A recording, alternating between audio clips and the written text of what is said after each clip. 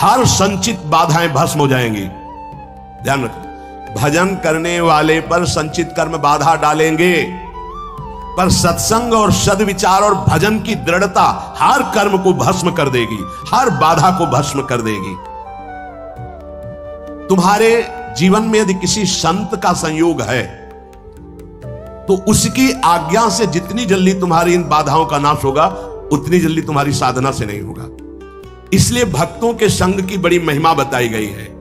यहां तक कि भगवान से भी बढ़कर भक्तों की संग की महिमा बताई गई।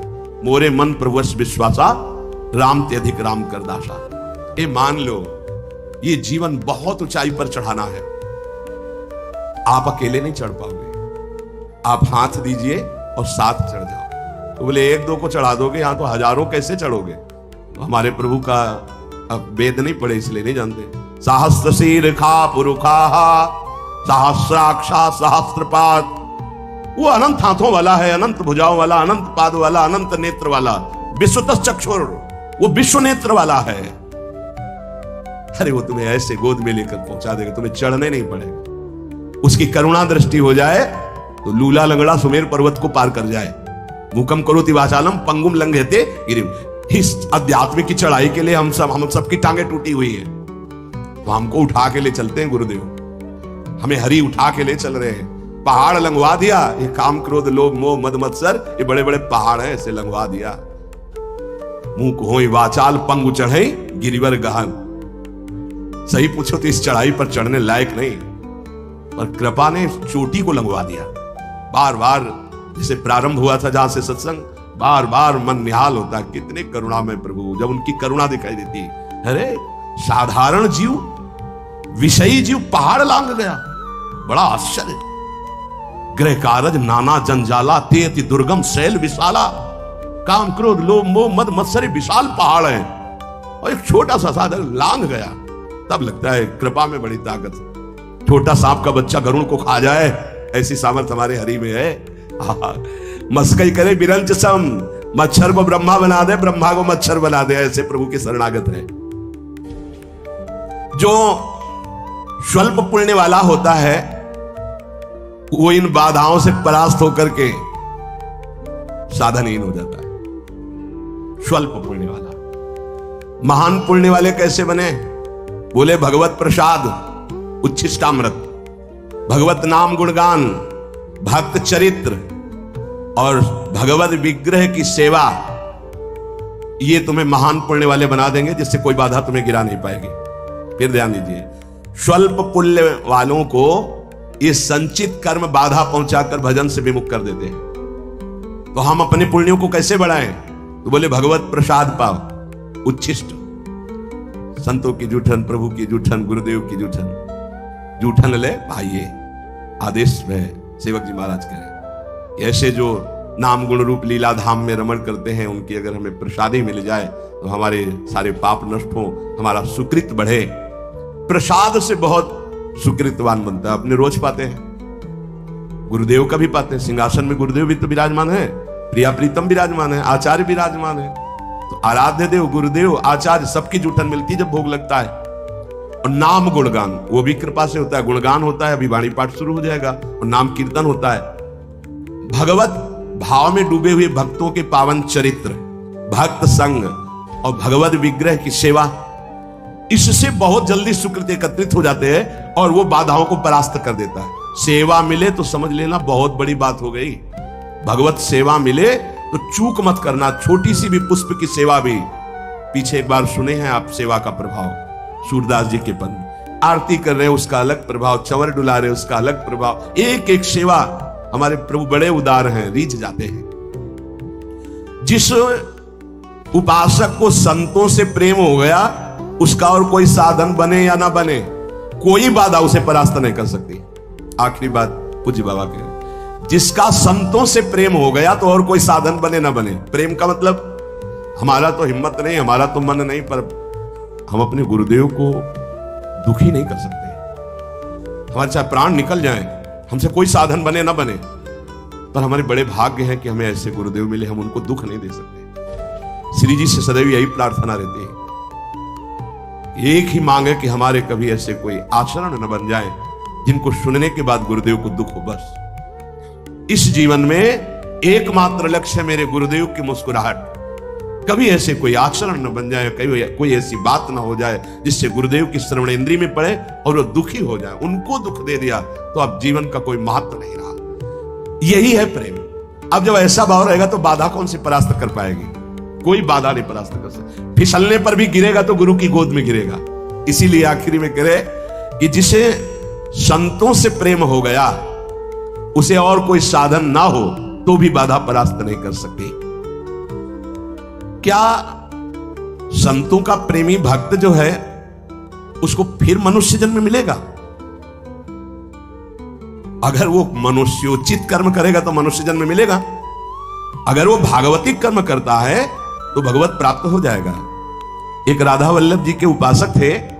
एक समय उनको बुखार और सन्निपात हो गया, तो सन्निपात में भी वो गा रहे थे बनी श्री राधा मोहन जी की जोड़ी।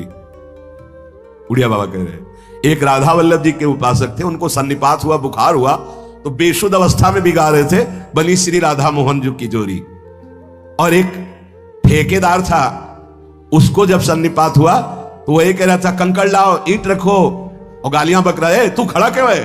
सन्निपात में बोल रहा है। बोले जो संतों का प्रेमी होता है, भगवत प्रेमी होता है, जो भगवत प्रेमी होता है तो मूर्छावस्था में भी भगवत स्मृति रहती है। अब उसका मनुष्य जन्म कैसे हो जाएगा? अगर वो सांसारिक कार्य वाला है, भगवत भजन नहीं करता है, तो फिर उसके कर्म के अनुसार उसका जन्म होगा। सदा तद्भाव भाविता वाला महापुरुष कैसे जन्म ले सकता है? अगर जन्म होगा तो वो कर्म बंधन युक्त नहीं, वो जगत पावन करने वाला होगा। जैसे अपने लोग संतों को कहने लगते हैं तो भगवान के अवतार हैं, तो वास्तविक वो अवतार ही है। वो कर्म बंधन से नहीं आए, वो भगवत प्रेरित होकर, वो भगवत प्रताप रूप से अवतरित हुए जगत मंगल करने के लिए। तो हमारा उद्देश्य भगवत प्राप्ति। पैर ऐसे जमाओ कोई भी प्रलोभन या भय तुम्हें इससे गिरा ना पावे। इस दिन भर बड़े बड़े महापुरुषों की बातें चयन करके आपको सुनने को जो मिलती हैं, अगर आप इनको जीवन में उतारेंगे नहीं तो हमारा प्रयास विशेष सफलता का रंग नहीं लाएगा। रेमन रसिकन संग बिन रंच न उपजय प्रेम। रसिक महापुरुषों का संग कौन करता है? वृंदावन धाम। सुभक्ति मत संगते, जिनकी सुंदर मति केवल भगवत भक्ति में ही लगी हुई है, ऐसे मिलना कठिन है। मिश्रित स्वभाव, थोड़ा विषय, थोड़ा प्रपंच, थोड़ा समाज, थोड़ा ये वो एक अलग है। केवल प्रभु में ही आसक्ति, केवल प्रभु का ही चिंतन, उनके द्वारा जगत कल्याण होता है, जगत मंगल होता है। एक बार किसी ने सदगुरुदेव भगवान से प्रश्न किया कि जगत में प्रसार करके जगत कल्याण करना उत्तम है या एकांत में बैठकर साधना करना? वैसे तो बोलते नहीं, पर कभी प्रसन्नता होती तो कहा जगत में प्रचार प्रसार किसका करेगा? जब एकांत में साधना करके भगवत प्राप्ति नहीं की तो किसका करेगा? अरे पहले खूब छक के भजन कर ले, निर्विकार हो जाए तो उसको प्रचार प्रसार करना नहीं पड़ेगा, अपने आप हो जाएगा। वो वचन आज तक जो बोले हैं, एक एक शब्द साकार होते देखा गया है। एक एक शब्द का साकार होते दर्शन हुआ है। गुरुदेव की एक एक वाक्य का जो बोले हैं उसका साक्षात्कार होते देखा गया। अपने आप जगत मंगल होगा यदि पहले आप भजन छक के करो, निर्विकार हो, भगवत प्रेम जागृत हो गया तो जगत मंगल। आपके पास कुछ है नहीं तो जगत मंगल किससे? केवल वाणी से थोड़ी हो जाएगा।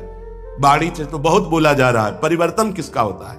परिवर्तन होता है जब यहां परिवर्तन तो वहां परिवर्तन, जब यहां भजन तो सामने भजन। भजन युक्त वाणी प्रभाव देती है।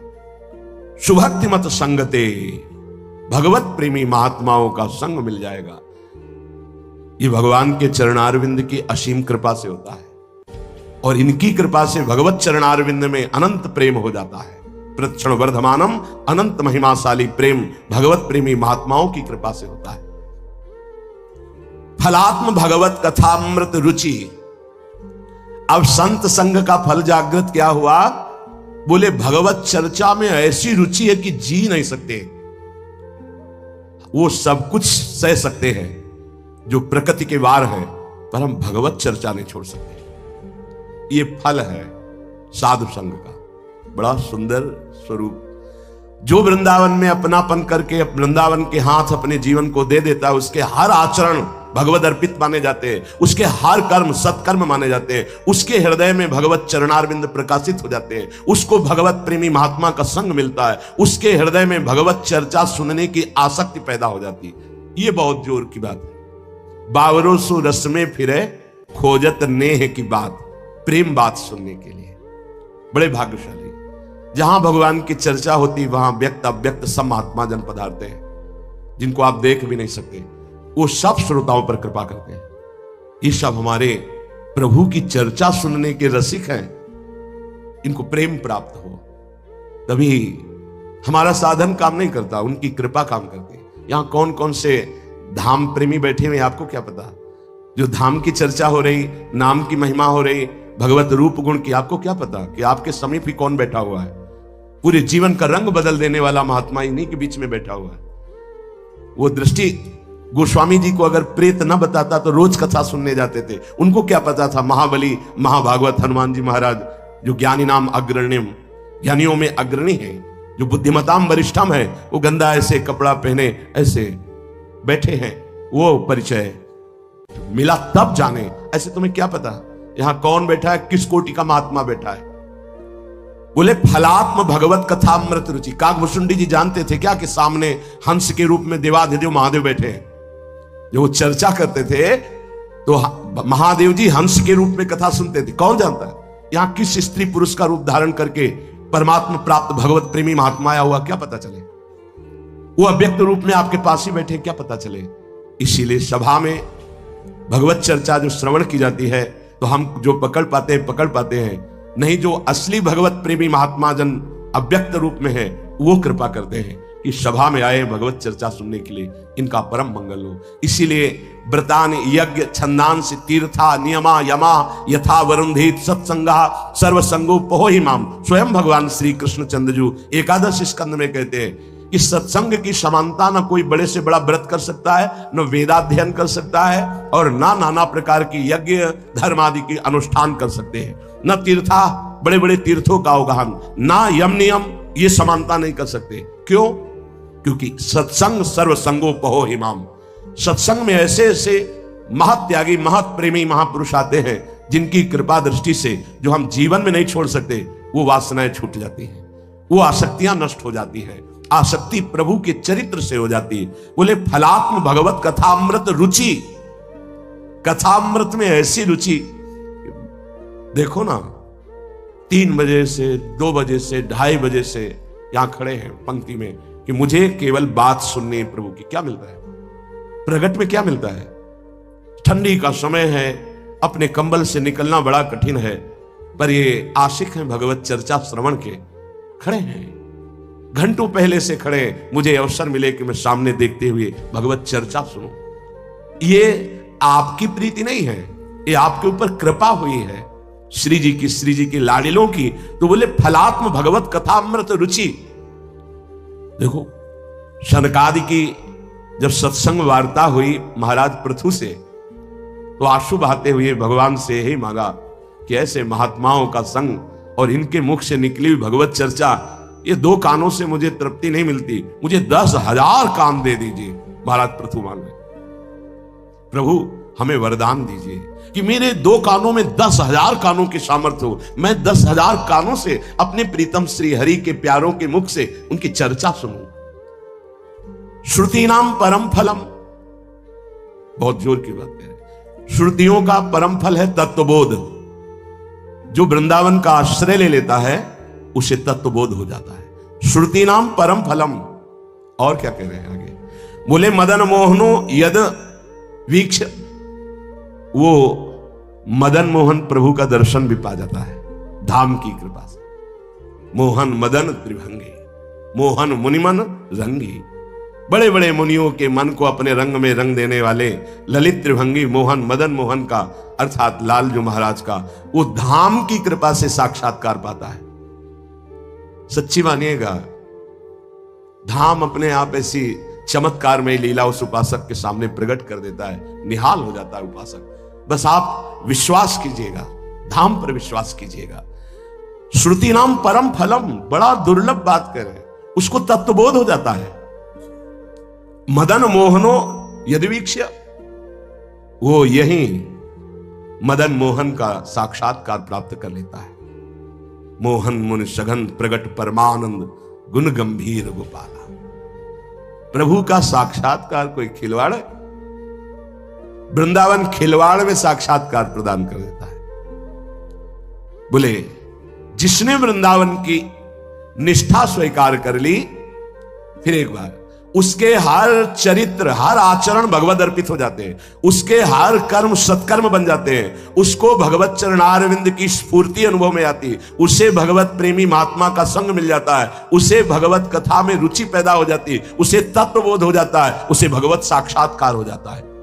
निराकार स्वरूप तत्वबोध और साकार स्वरूप मदन मोहन का दर्शन।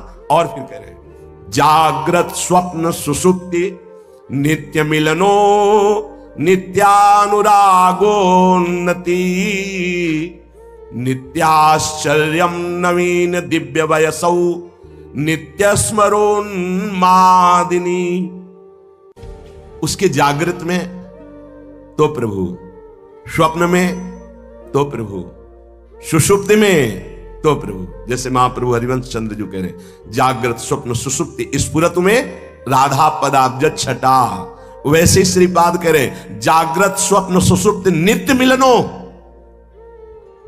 जागृत में प्रिया प्रीतम के साथ, स्वप्न में प्रिया प्रीतम के साथ और सुषुप्ति में प्रिया प्रीतम के साथ। ये धाम कृपा करके अक्षरशः ऐसा ही करता है। कभी कभी ऐसे उपासकों को स्वप्न आते हैं कि ऐसा लगता है जागृत हो ही नहीं, जागरण ही ना हो, ऐसे डूबा रहे। कभी कभी जागृत अवस्था में एकदम भाव चुरा लिया जाता है, मन बुद्धि, ऐसा लगता है ऐसी ही दशा बनी रहे। भला सुषुप्ति तमोगुण अवस्था में क्या प्रिया प्रीतम का मिलन होता है? उसमें तो गाढ़ निद्रा मूर्छा अवस्था रहती, पर कह रहे हैं ये कृपा कि उसकी सुषुप्ति ही प्रिया प्रीतम में होती, तमोगुण जनित नहीं। गाढ़ भाव में डूबा हुआ प्रिया प्रीतम में, यही उसकी सुषुप्ति है। अर्थात वो जागृत स्वप्न सुषुप्ति तीनों अवस्थाओं पर विजय प्राप्त किया हुआ महापुरुष हो जाता है। जागृत में तो प्रिया प्रीतम, स्वप्न में तो प्रिया प्रीतम, सुषुप्ति में तो प्रिया प्रीतम मिलनो, नित्य मिलनो। जागृत स्वप्न सुषुप्ति नित्य मिलनो और नित्यानुरागोन्नति, और प्रतिक्षण नित्य अनुराग बढ़ता जाएगा प्रिया प्रीतम में। नित्याश्चर्यम नवीन दिव्य वयसौ, नित्य नवीन सौंदर्य सामने। अभी थोड़ी देर पहले जो प्रिया प्रीतम को देखा वो नहीं, नित्य नवीन दिव्य वयसौ, नवीन अवस्था, नवीन रूप। कभी उपासक के नेत्र रूप भर करके पान नहीं कर पाते, ये छक के देख लिया अपनी प्रियाजू को, नहीं। महाराज लालजू कह रहे हैं प्यारी जू जब जब देखो तेरो मुख तब तब नयो नयो लागत। ऐसे युगल सरकार दोनों हैं ऐसे, इनका नयो नेह नवरंग नयो रस नवल श्याम वृषभानु किशोर। लालजू भी नवीन नवीन लावण्य, तो लाडली जू का नवीन नवीन रूप, इनकी अवस्था नवीन, इनकी पोशाक नवीन, इनका वृंदावन नवीन, उस वृंदावन की कुंज नवीन, वहां के खग मृग पशु पंछी नवीन, और इनकी लीला नवीन और उपासक का भाव नवीन। इसीलिए प्रतिक्षण आसक्ति बढ़ती जाती है। नित्याश्चर्य नवीन दिव्य वैसव और नित्य स्मरोन्मादिनी, ऐसी उसको उन्मादमयी वृत्ति मिलती है कि जब प्रिया प्रीतम के इस नित्य नवीन नववयस रूप का प्रतिपल जागृत में, स्वप्न में, सुषुप्ति में वो मिलन, वो अनुभव, तो उन्माद अवस्था अंदर से बनी रहती है।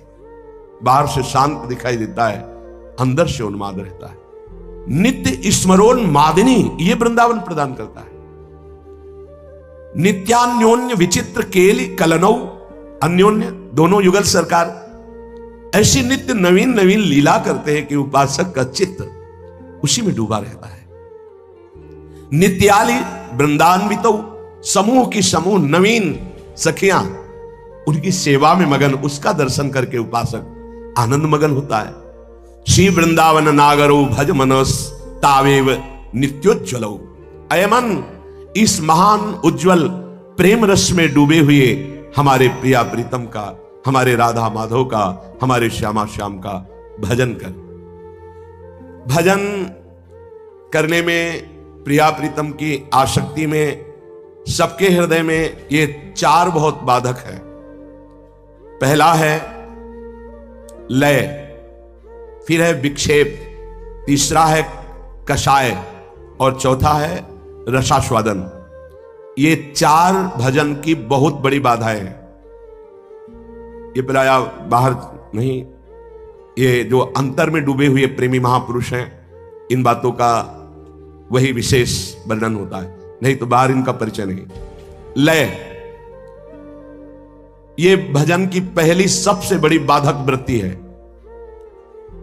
लय, माला उठाया, भजन शुरू किया, छूट गया माला, पहला विक्षेप। लय का दूसरा विक्षेप, भजन शुरू किया, किसी विषय में गाढ़ चिंतन में डूब गया, न नाम न मंत्र, उसका चिंतन ही नहीं हो रहा। या हम पाठ शुरू किया, किसी विषय चिंतन, किसी अन्य चिंतन में इतना डूब गए कि कितने पद कितने नंबर के गा चुके हमको खुद पता नहीं। ये श्री जी में लय नहीं है, ये विक्षेप, ये जो बाधा है उसका लय का निषेध कर रहे हैं। भजन की पूर्णता के लिए इन चार बाधाओं का त्याग करना चाहिए। ये लय कैसे मिटाया जा सकता है? जो अति भोजन करते हैं वो इस बाधा को कभी नहीं हटा सकते। अति भोजन एक तुम्हारी भोजन की नियमावली बन जानी चाहिए, इतने में काम हो जाएगा। कई बार चर्चा की है, दोबारा परोसने की भावना का त्याग कर दो, एक बार परोसा लीजिए। ये हम बहुत अच्छे अच्छे संतों को देखा है, अच्छे साधकों को देखा है, ये बार बार परोसना और बार बार गरम गरम लेना, ये अपने लिए ठीक नहीं है। मान लीजिए हमारी प्रार्थना, एक बार लीजिए, दाल इतनी, हाँ ठीक है, सब्जी इतनी, ठीक है, मीठा इतना, हाँ ठीक है, रोटी 4 रख दीजिए, 8 रख दीजिए, जितना पाते एक बार, और अब दोबारा हमें जरूरत नहीं पड़ेगी, आप अन्य संतों को दीजिए। बस एक बार परोसा लिया, नाम जप करते हैं आराम से उसे पा लिया। एक बार नियम बनाओ, अच्छी से अच्छी वस्तु बस एक बार परोसा लो, उसमें क्या होगा?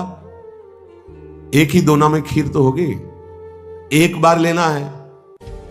देखो हम साधना कर रहे हैं, यहां निषेध है। लय ये बहुत बड़ा बाधा है भजन के लिए। तो अति भोजन, इसका त्याग कीजिए। किसी किसी के शरीर की आवश्यकता होती भोजन की, इतनी इतनी, वो आप एक बार में ले लीजिए, हम छूट देते हैं। 10 रोटी ले लीजिए, कोई निषेध नहीं। आप सहज में पचा लेते हैं, आप मेहनत करते हैं, आप भजन करते हैं, ले लीजिए, एक बार में ले लीजिए। देखो आप करके देखो, आप एक बार में परोसा लीजिए उतनी वस्तु जितना आपको परोसना। आपको ऐसा लगता है कि एक बार में जैसे दाल ली, 2 छोटा दोना, हमारा काम नहीं चलता, तो आप बाबा जी हो, रज का पात्र रखो, अपना रज का पात्र लेकर के गए, भाई इसमें डालो, इसमें डालो, ठीक है।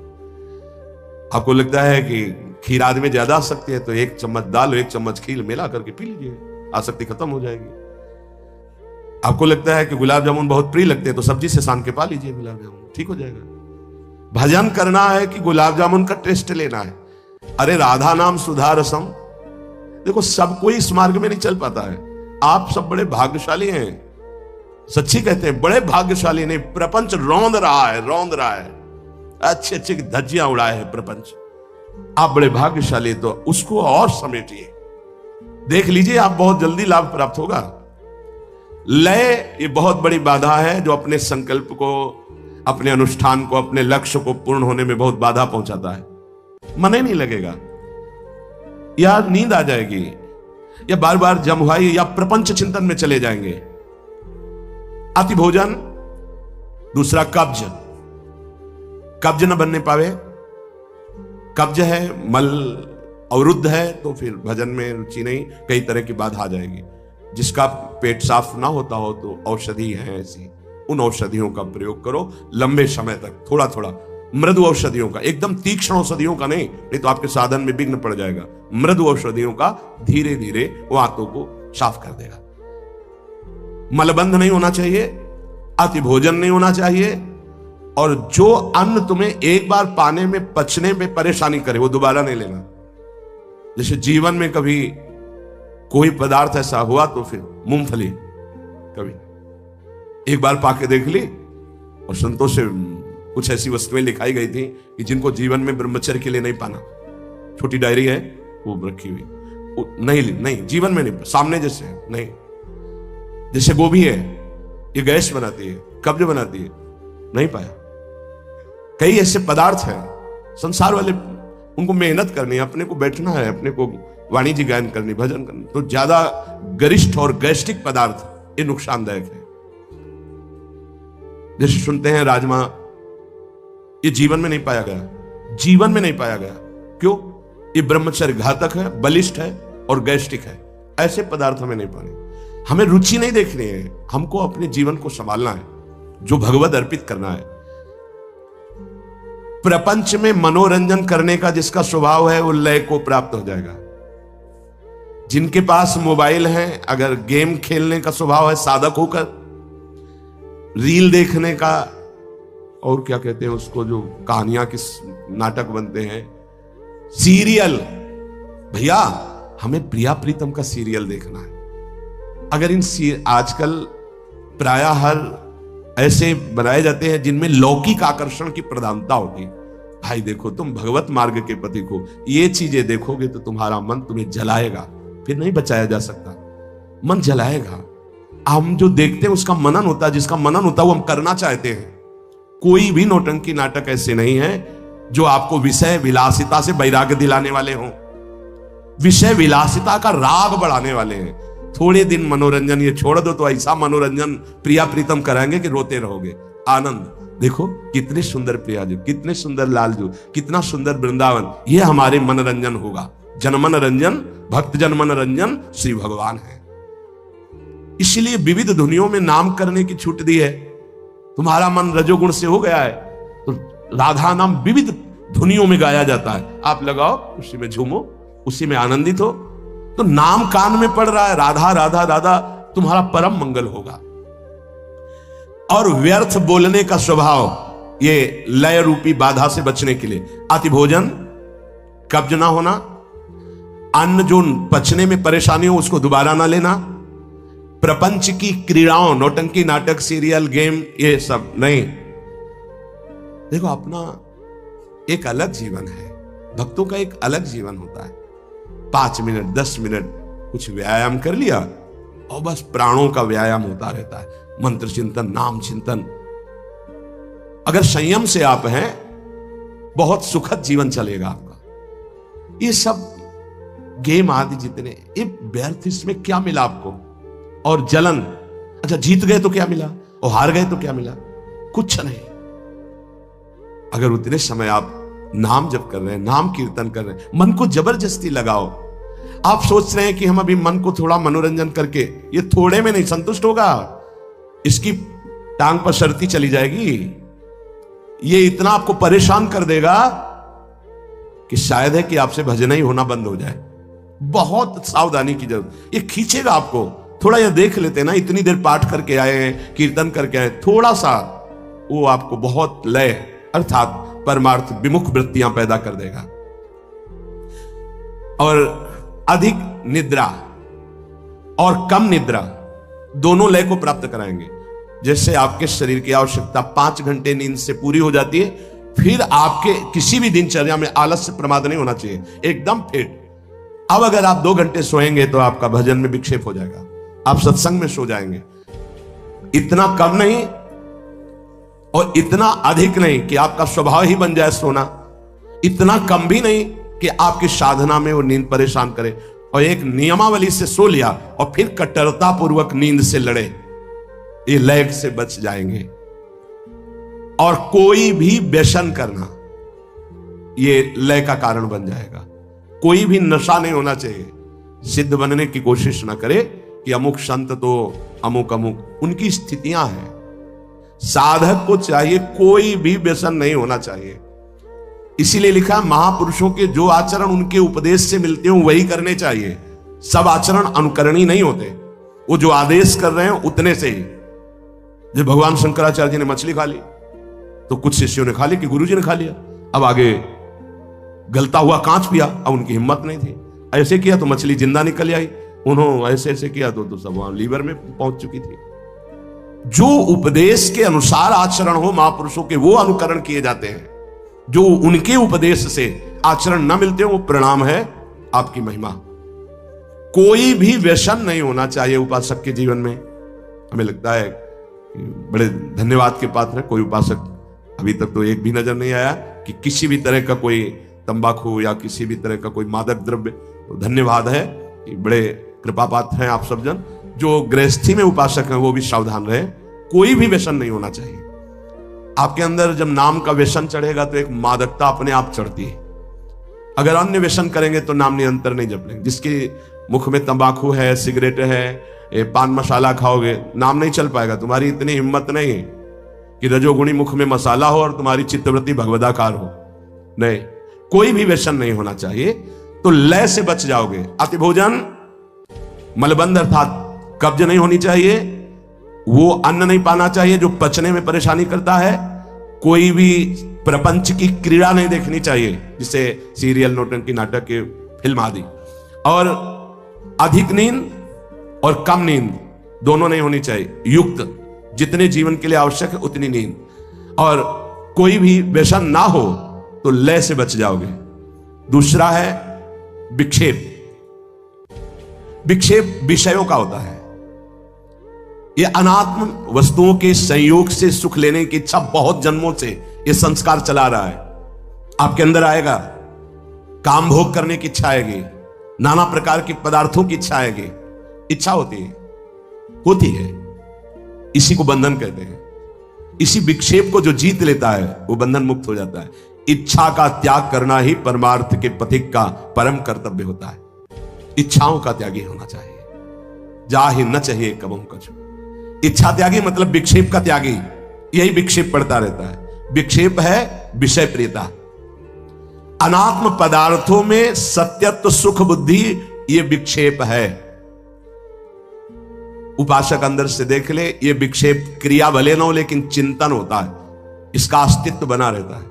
विक्षेप पड़ता रहेगा आपके जीवन में, आप अशांत रहेंगे, आप जलेंगे, आप खुद ऐसे आचरण करेंगे जो आपको बांध देंगे, आपको क्लेश पहुंचाएंगे, भजन साधना छूट जाएगी। ये चारों बहुत बड़े मतलब विक्षेप पहुंचाने वाले हैं। पहला लय और दूसरा विक्षेप। विषय प्रियता, विषय भोगों में सुख, सत्यत्व बुद्धि, इसका त्याग करना पड़ेगा।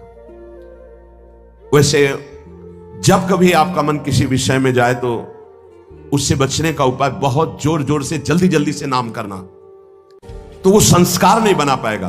पर उस समय आप देखना, अगर आप नाम जप करें उसकी रफ्तार धीमी करके एकदम बंद करवा देगा, गाढ़ विषय चिंतन कराएगा और साधक सहयोग कर देता है मन को।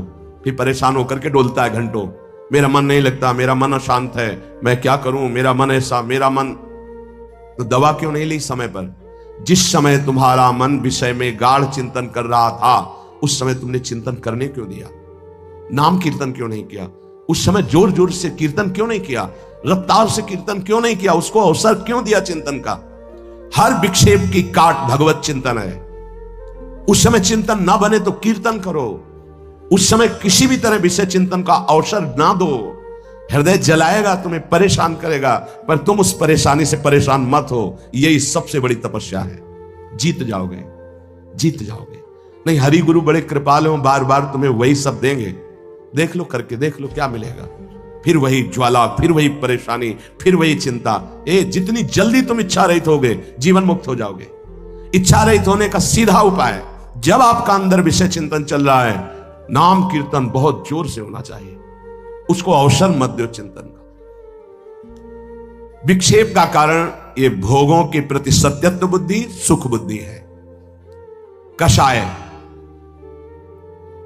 कषाय कहते हैं जो भोगा आवरण आपको ढके हुए है, उससे हम निकलने की जो चेष्टा करते हैं तो उसमें जलन होती है।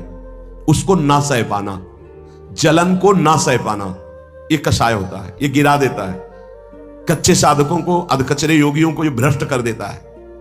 कषाय, मन का दुलार करने की आदत, मन की जलन को अपनी जलन मान के उसके मिटाने का उपाय करना, अर्थात भोगों के कवच से निकलने की चेष्टा जो हमको दृढ़ता पूर्वक करनी चाहिए, तो हम दुलार कर देते हैं वहां मन का। जब मन जलता है तो लगता है कुछ भी हो, इसकी जलन मिटानी है। कैसे मिटेगी? भजन से, चलो थोड़ा घूम आते हैं, चलो थोड़ा मोबाइल देख लेते हैं, टीवी देख लेते हैं, थोड़ा जो कह रहा है आज कर लेते हैं। ये कभी तुम्हें आगे नहीं बढ़ने देगा। ये कवच की तरह तुम्हें बांध के रखेगा उसी विषय चिंतन में, उसी जलन में। ज्यादा दिन टिक नहीं पाओगे परमार्थ में। बहुत सूरवीर का मार्ग है ये, बहुत सूरवीर का।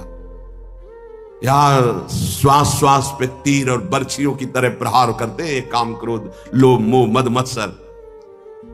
गुरुदेव की कृपा ही कवच है। कृपा क्या है? वो जो उपदेश कर रहे हैं उसे मान लो, यही गुरु कृपा है। ये मन पर जो भरोसा कर लेना, ध्यान दीजिए, मन पर भरोसा कर लेना कि अगर ये जो मांग रहा है हम दे देंगे, शांत हो जाएगा। धोखेबाज, भारी धोखा खा रहे हो आप, बहुत बड़ा धोखा खा रहे हो। ये मन तुमको फंसा के और जला देगा।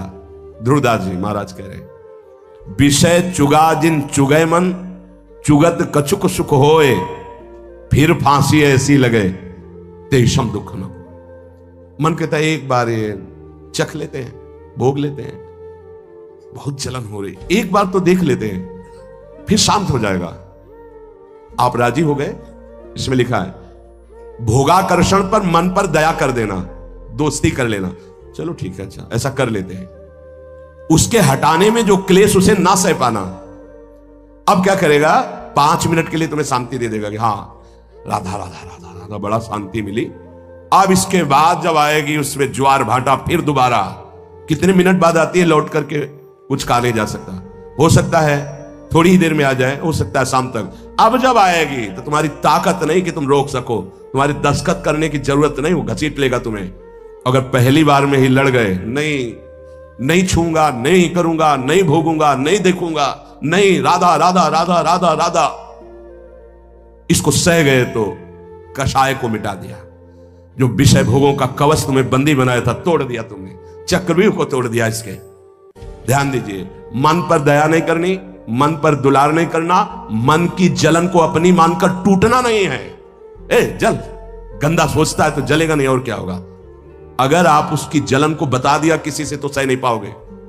समझ लीजिए, ये युक्तियां हैं जिससे जीता गया है इस विषय पर। मन जल रहा है, अब आप अपने मित्र से कह रहे हैं साधु बहुत जलन हो रही है हमें, चुप, तुम्हें नहीं हो रही, तुम्हारे मन को हो रही, उसकी गंदगी नष्ट हो रही। सोना जलने से शुद्ध होता है, जलने दो उस मन को जिसने तुम्हें जन्म जन्मांतर से फंसाया है, उसे सह जाओ।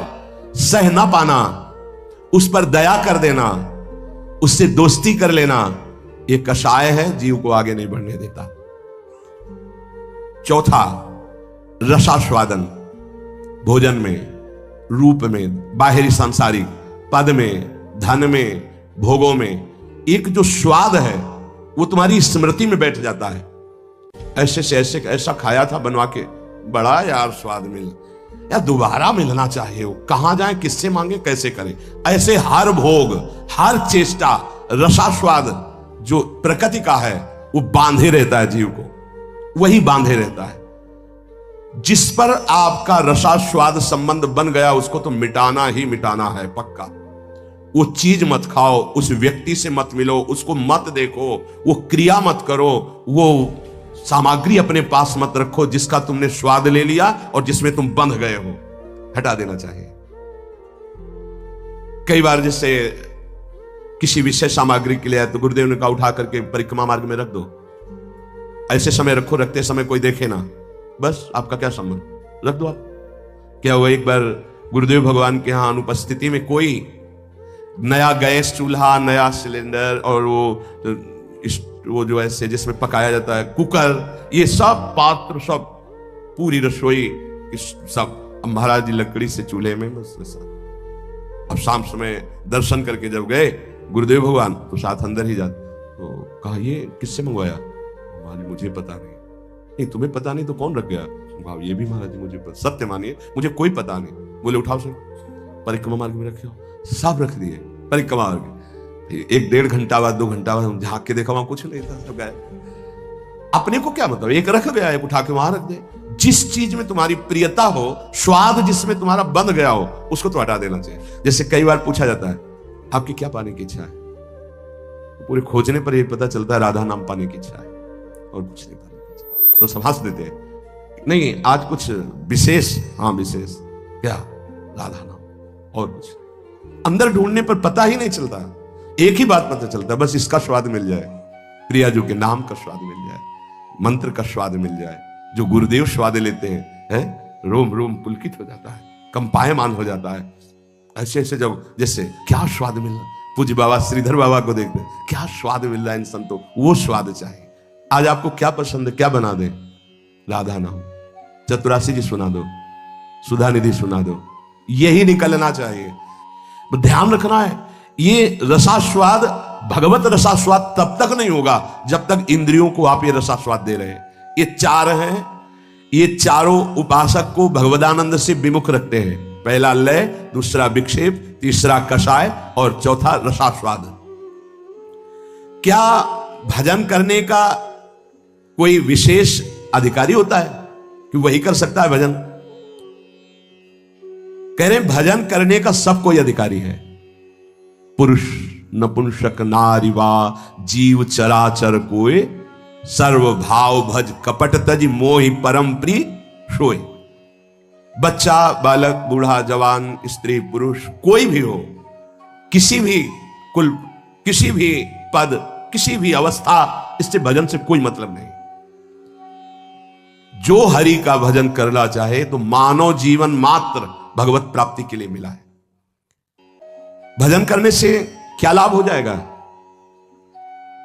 आप समस्त दुखों से छूट जाएंगे, आप अपने स्वरूप को प्राप्त हो जाएंगे, आपका परमात्मा स्वरूप से प्रेम हो जाएगा।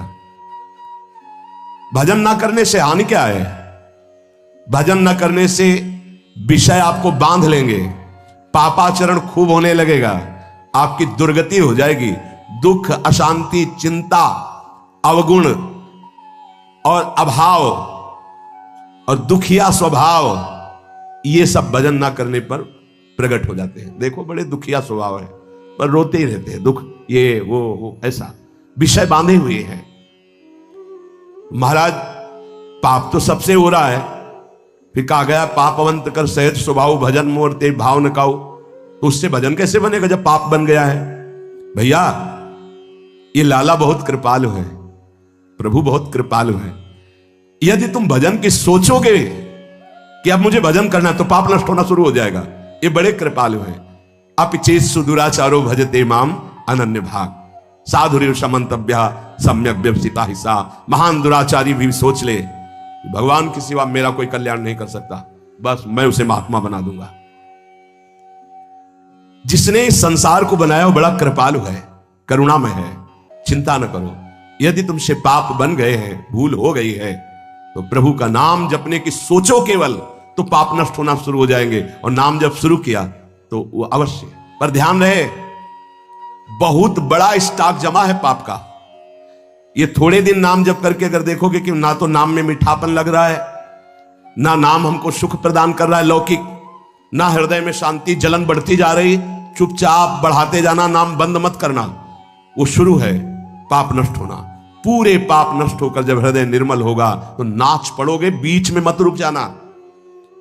बीच में जलन पैदा करेगा, बड़े अंदर आपको ऐसे लगेगा कि बहुत ऊबन हो रही, नाम नहीं करना और सब कुछ कर लेना, ये आपको मन प्रेरित करेगा, आप नाम पकड़े रहिएगा। तो नाम जप और सत्संग में कौन श्रेष्ठ है? नाम जप में और सत्संग में कौन श्रेष्ठ है? भैया सत्संग से नाम जप में प्रीति होती है, और नाम जप करने से सत्संग समझ में आने लगता है। दोनों एक दूसरे के पूरक हैं।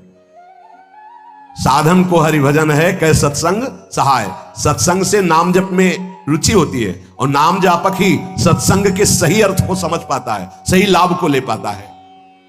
तो महाराज हमारा कहने का मतलब कि भजन में अधिक समय लगाना चाहिए कि सत्संग में? तो जो नया साधक है उसे अधिक समय सत्संग में देना चाहिए। वाणी पाठ, शास्त्र स्वाध्याय, सत्संग में बैठा, ये सब सत्संग के अंतर्गत आता है। और जो अनुरागात्मिका भाव को प्राप्त हो चुका है उसे थोड़ा समय सत्संग में और शेष समय एकांत में व्यतीत करना चाहिए, आंतरिक चिंतन। जैसे जब भाव का प्रादुर्भाव होता है तो फिर किसी शास्त्र के स्वाध्याय की रुचि नहीं रह जाती, क्योंकि निश्चय हो चुका है ना, लक्ष्य निश्चय हो चुका है, अब कुछ जानना है नहीं, बस अपने प्रीतम की लीला संबंधी, रूप संबंधी बातें, इसके बाद अब कुछ जानना नहीं। क्योंकि और कुछ पाना नहीं है, और कुछ करना नहीं है। अनुरागात्मिका भक्ति जब हृदय में बढ़ती है तो फिर इष्ट मिले और मन मिले, मिले भजन रस रीति, बस उससे चर्चा हुई और पूरा जीवन, पूरा समय एकांत चिंतन में, आंतरिक चिंतन में। शास्त्र और लोक व्यवहार ये सब अनुरागात्मिका भक्ति वाले को फिर आगे चलकर रुचते नहीं है, कुछ अच्छा नहीं लगता। अगर ये सत्संग न करना हो तो समय ही नहीं है ना, इसके लिए अंतर की वृत्ति को छोड़कर बाहर आना पड़ता है। कोई शास्त्र, कोई लोक व्यवहार, ये सब उसके अंदर नहीं रह जाता जो अनुरागात्मिका भक्ति का उपासक होता है। जो प्रेम लक्षणा भक्ति का उपासक होता है, विविध शास्त्रों का स्वाध्याय करना, विविध प्रकार की वार्ता सुनना, ये उसका स्वभाव नहीं होता है, उससे मन हट जाता है। बस आराध्य देव की वार्ता, आराध्य देव की सेवा, आराध्य देव का मंत्र, आराध्य देव का चिंतन, समिट गया। बाबा भजन करने में ये संचित कर्म बहुत बाधा देते हैं। क्या ये बात सही है कि जैसे भजन में लगे तो कहो इतनी प्रतिकूलता आ जाए, इतना दुख आ जाए कि आपका भजन छूट जाए? हां, भजन करने में संचित कर्म बाधा पहुंचाते हैं, पर दृढ़ता यदि है तो बाधा कुछ बिगाड़ नहीं पाएगी, आगे बढ़ जाएगा, बाधाएं नष्ट हो जाएंगी। प्रायः यदि गुरु वचनों पर दृढ़ नहीं है तो फिसल जाएगा और बाधा गिरा देगी। पूर्व के पाप, पारिवारिक मोह, विषय भोगों की इच्छा, कहो ऐसा अपमान का वातावरण कि तुम्हारा उपहास हो तो लगेगा कब तक सहे, छोड़ो यार, वो बाधाएं उसे परास्त कर देंगी। बाबा कह रहे हां, भजन करने के लिए जब कोई कमर कसता है तो पूर्व संचित पाप बाधा डालते हैं, पर जिसका दृढ़ संकल्प हो गया है, पीछे कदम नहीं हटाना, इसमें ध्यान रखना, पीछे कदम नहीं हटाना। इतनी सीख ले लो, जितनी माला में पहुंचे उससे नीचे नहीं उतरना, जितना पाठ में पहुंच चुके उतना पाठ करना, जितना त्याग में पहुंच चुके उतना कदम मजबूत जमा लेना, पीछे मत हटना। हर बाधा आपको आगे बढ़ा देगी, पीछे नहीं हटाएगी। बाधा तो आएंगी, आती हैं, बड़े बड़ों के जीवन में आती हैं। देखो ना, राधा बाबा अनुष्ठान में बैठे तो पैर फिसला, टूट गया, अंग टूट गया। ये पूर्व संचित कर्म जो हैं, पाप कर्म, ये बड़े बड़ों को बाधा पहुंचाते हैं। बस दृढ़ता होनी चाहिए। संचित कर्म दृढ़ भाव वाले साधक के जीवन में कभी बाधा नहीं पहुंचा सकते। ये बातें पकड़नी चाहिए, नहीं प्रायः फिसलन हो जाती है। भजन करने वाले उपासक को इतना दृढ़ हो जाना चाहिए कि अब चाहे प्राण निकल जाए, अब मैं रुकूंगा नहीं, इस मार्ग को छोड़ूंगा नहीं, अब जो होगा देखा जाए, कोई बाधा नहीं परास्त करेगी। नहीं, कदम कदम पे बाधा आती, कदम कदम पे, क्योंकि पूर्व पाप बख्शेंगे थोड़ी आपको, वो तो आपको गिराना चाहेंगे। अगर भजन चल रहा है, नियम ले लिया, गुरु वाक्यों पर चल रहे हो, तो वो खुद नष्ट हो जाएंगे, क्योंकि असत कर्म है वो। ये सत है, सत को कोई काट नहीं सकता, सत को कोई गिरा नहीं सकता, पर बाधा आएगी। रुकना नहीं है, झुकना नहीं है, टूटना नहीं है, पक्का। ये रोज सत्संग में सुन रहे हैं, मानो आपको रोज वो युक्तियां मिल रही जिससे आप आगे बढ़े। इसमें दृढ़ता के लिए सबसे पहला सत्संग है, पर यह है कि कुसंग भी बहुत जोर का होता है। यद्यपि सत्य के आगे कुसंग क्या है, पर आपको परिणाम में अगर बताएं तो 10 साल का सत्संग और 10 दिन का कुसंग, इतना प्रभावशाली। तो आप कहेंगे फिर सत्य का इतना धीमे प्रभाव पड़ता है, इसलिए कि बहुत जन्मों से हमारी इंद्रियां और सब कुसंग में राजी रही है। जैसे इस बिल्डिंग को बनाने के लिए कितने महीने लगे होंगे, लेकिन इसको गिराने के लिए दिन चाहिए, केवल 1 दिन, 2 दिन, 3 दिन, बनने में वर्ष लगे होंगे। ऐसे ही साधना की ऊंचाई पर चढ़ने में समय लगता है, सत्संग की बातों को जीवन में उतारने में समय लगता है, लेकिन भ्रष्ट होने में नहीं होता। 5 मिनट में भ्रष्ट हो जाओ। सत्संग, सद्विचार रहना, दूसरा दृढ़ता का जो बाधा तुम्हें गिरा नहीं पाएगी। अब साधक के अंदर असद विचार पाए जाते हैं। ओखली पे सर रख दिया तो चोट गया, क्या गिनना। जब प्रभु के लिए जीवन अनंत जन्मों से भटक रहे हो, इसी में भटक रहे हो, बस समझ लो ये बाधा आई है तुम्हारे जीवन को बर्बाद करने के लिए। अगर लक्ष्मण रेखा से बाहर निकल गए तो मिट्टी में मिला देगी ये माया। मान लो प्रार्थना। अगर आप लक्ष्मण रेखा के अंतर्गत रहे, आज्ञा के अंतर्गत, तो बाधा तुम्हें परास्त नहीं कर पाएगी। नहीं तो जो दुर्गति का केंद्र है, आगे देख लेना, पर आप कह नहीं पाओगे। वो अंदर की मार होती है, माया की। भजन करने वाले को संचित कर्म बाधा पहुंचाने के लिए आते हैं, पर बचा जा सकता है इसी से, सत्संग और सद्विचार। जीवन का हमारे जो बर्बादी का प्रभाव पड़ेगा पूर्व संचित कर्म, वो हमारे विचार बदलता है। ध्यान रखना, पहले बुरी दशा आने के पहले बुद्धि बदली जाती। जब साधक का विचार बदलता है तभी घबरा जाते हैं हम, अरे अरे ये क्या। पर वो आक्रमण विचार में करता है। कर्म पहले विचार को बदलता है। यहां कह रहे सत्संग और सद्विचार, तुम्हारे अंदर असद विचार आने ना पावे। हे, कौन से मन से तुमने हां कहा, कौन से मन से तुमने भगवत मार्ग में उत्साह बनाया, कौन से मन से तुमने संसार से वैराग लिया। अब उस मन को क्यों भूल गए, दूसरा मन कैसे आ गया। मतलब पूर्व संचित पाप कर्म तुम्हें गिरा रहा है और तुम गिर रहे हो जानबूझ करके, पर हाथ नहीं पकड़ोगे तो गिरी जाओगे। हाथ पकड़ाने का मतलब कि मेरे मन में तो आ रहा है कि मैं ऐसा कर लूं, पर आपकी क्या आज्ञा है। बिल्कुल अवसर नहीं देता साधक, आपकी क्या इच्छा है अवसर नहीं देता। सीधे बात, मैं ये नहीं करूंगा, मैं ये ऐसे मैं तब हंसी आती है। अरे पुरुष संचित कर्म, तू मेरे से बलवान निकल गया, जा घसीट ले जा, आप क्या कर सकता हूं। मेरी कबड्डी के खेल में आउट हो गया है, नहीं पकड़ पाऊंगा। अगर उपासना में आपका प्रवेश है तो एक प्रार्थना मान लीजिए हमारी। आपका मन कह रहा है कि मैं खाऊंगा, मैं भोगूंगा, मैं देखूंगा, मैं ऐसे चलूंगा, मैं ऐसा, तो आप छूट दे दो गुरु को और इष्ट को कि प्रभु। एक बहुत बड़ी महान वक्ता हुई राबिया जी, ऐसा उनका, उन्होंने कहा था कि प्रभु यदि मैं स्वर्ग मांगू तो नरक भेज देना, जो मैं मांगू मेरी बात कभी पूरी ना करना। क्या, तो हम कम से कम इतनी तो गुरु को इष्ट को जगह दे दें। महाराज मेरा मन कह रहा है कि मैं भोगों में जाऊं, मेरा मन कह रहा है संसार में जाऊं, मेरा मन कह रहा है मैं ये नहीं कर पाऊंगा। आपकी क्या अनुमति है, आपका क्या स्वरूप है, आप क्या आज्ञा करते हैं, इतना तो जगह रखो। आप तो जगह ही नहीं रखते, पूरी लाइन क्लियर कर देते हैं, कोई अधिकार ही नहीं देते। नहीं, मैं ऐसा नहीं करूंगा, मैं ये नहीं कर पाऊंगा, तुम कुछ भी नहीं करने लायक हो। जिनकी कृपा से तुम कर रहे थे, वही कृपा तुम्हें आए हुए इस भारी आक्रमण से बचा लेगी, और आगे चलकर तुम्हें खुद रोना आएगा कि बचा लिया मुझे, नहीं तो आंधी आई थी और मुझे गिरा देती।